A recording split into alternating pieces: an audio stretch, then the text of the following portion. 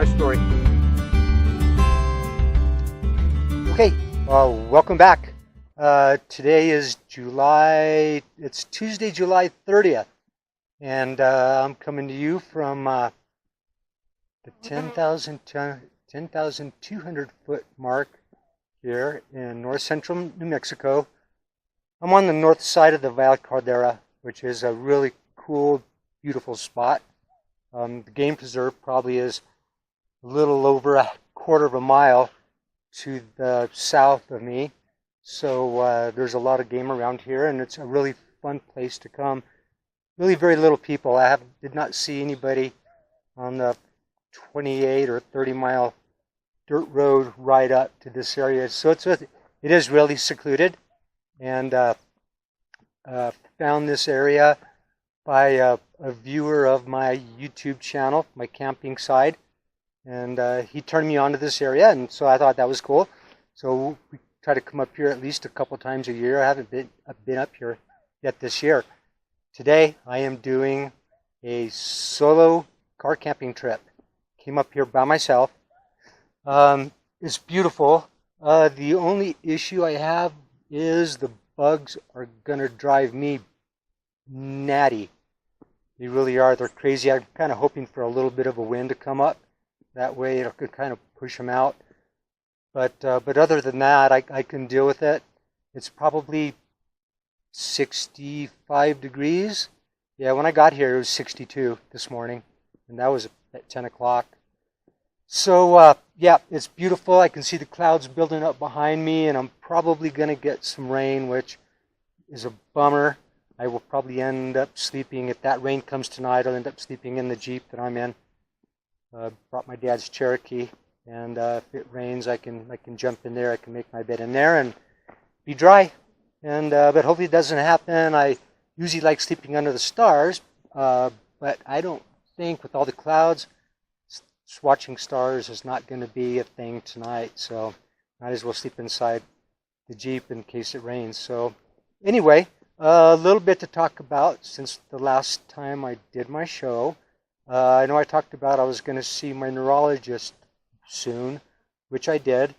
Saw her, the same old song and dance, you know, we checked reflexes and my balance and different things like that. And, you know, she said I was good to go for another year, or at least until her assistant looks at me in 3 months, and then she'll see me in 6 months. It's kind of a 3-month thing, and they kind of rotate.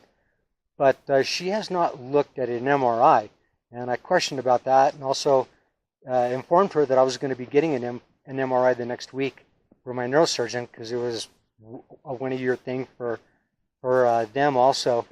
So she was cool with that. So the week later, I went in on a Monday and had an MRI, and then on Thursday, I met my new neurosurgeon, and we looked at my MRI, and the tumor that I have or had or whatever, it's at 12 millimeters around my brainstem, and also grown a little bit into my occipital lobe back here.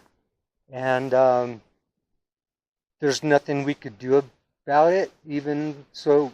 It's inoperable. So it's there. It's not really affecting me much. Balance maybe a little bit, but you know, I can deal with that as long as I'm aware of it. So then the following day, I had my appointment, my cysto, which is a scan of my bladder for bladder cancer. And when I was waiting to be called in, I was speaking to the gentleman next to me, and I wish I would have gotten his name, but he also had the monster, and he was also dealing with bladder cancer.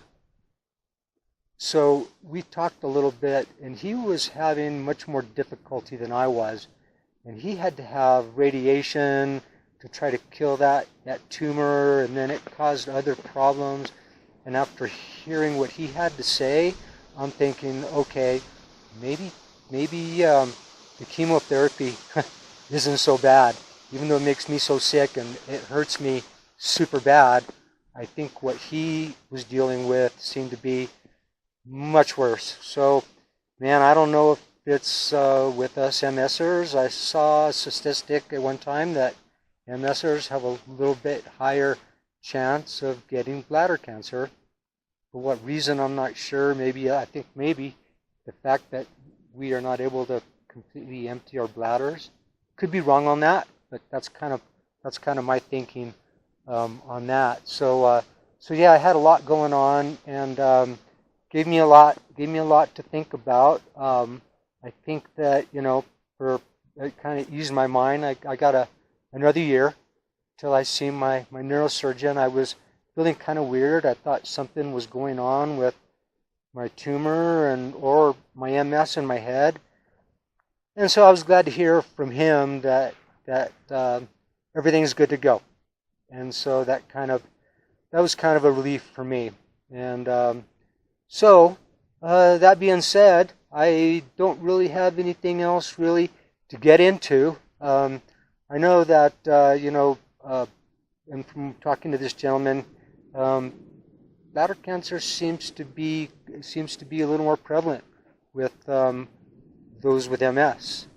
And one of the other things I also noticed long before I was diagnosed is difficulty swallowing, and that seems to become more of an issue as time goes on.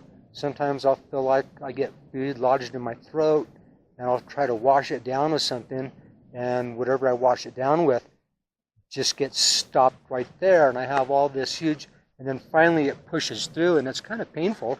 And I don't know if that's an MS thing. I've heard that it is, but also on the same side, sometimes when I go to sleep at night, I feel that lump in my throat, right in that area where my food gets kind of lodged in, and it feels like I need to burp or something, but it's nothing. I don't know what it is. Anyway, if anybody knows what it is, let me know. Any questions or comments, I will try to get on and check them out. I will be totally honest, I don't get on the internet as much as I used to. I get on and try to look at the comments on my YouTube channel, but I just, sometimes I just don't have the energy to do it, and, this last week on Wednesday, I spent some time outside working on some fences that need some help, and, chores at home, they don't care if you have cancer or not. You got things you got to do, and so I had a little bit of fence mending I had to do, and did some shrub cutting that I had to do, and to kind of try to get caught up on a little bit of that stuff. And I think I overdid it down in the heat. And it was probably, by the time I went inside, it was probably 100 degrees. My daughter told me, she called me, she goes, "You sound really tired and hot, and you're overdoing it, so you better go in." So I went in. By then I think it was too late. And so Thursday, Friday, even Saturday, partly on Sunday, I was just totally hurting. I was out of it. From, I guess I overdid it from the heat. The heat really got to me. The cold does not really get to me like the heat does, so I got to be careful. Lesson learned. Yeah, the bugs are flying all around me. I don't have a long sleeve shirt on. That was a lesson learned. But so anyway, I want to thank everyone for watching. I want to thank all my MSer friends for watching. You got to remember, be strong, fight the good fight, every moment, every minute, every day. And I want to send a hello message out to my friend Kenneth. And Kenneth is out on the East Coast. And a friend of mine in Austin, I believe, Anne-Marie. I believe she'll see this, and I want to say hello to her. And then my friend Amy lives very close to me in Rio Rancho. And I want to apologize to Amy for living so close and not staying more in touch with her, because that's my bad. That's on me. And I would like to have her number, and I would like to get back in touch with her and just talk to her and maybe even come visit her and say hi. But that being said, I think that I am going to let everyone go, and I will talk to you all soon. Thank you for watching.